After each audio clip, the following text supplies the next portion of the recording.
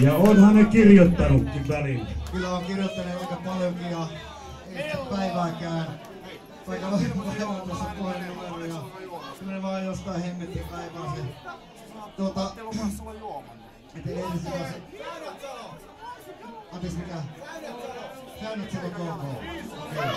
Lärvätsalon naapurikunta.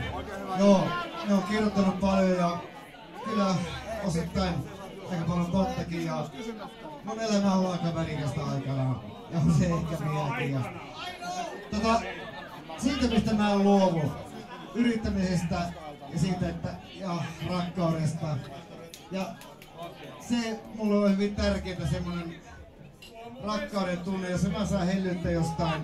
Ehkä mun äiti on ehkä antanut sitä vähemmän, mutta tänä päivänä mulla on ihana kiilattu ja mä rakastan häntä.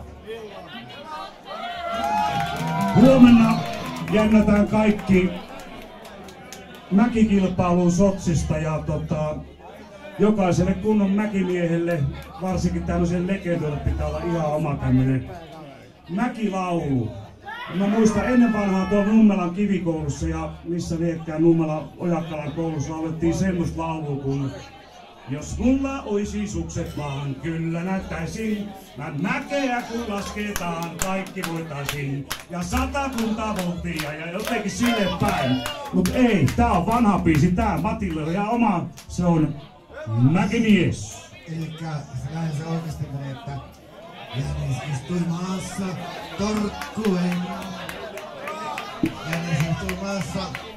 Hei, varokaa vähän sen kaavikas ihan oikeesti, niin pidetään se hei pystyssä. Elikkä, niinku Eki sanoi, niin tähän tehtiin jo 20 vuotta sitten tää biisi ja niin se on toiminut ja halutaan teille esittää tänään tämäkin biisi.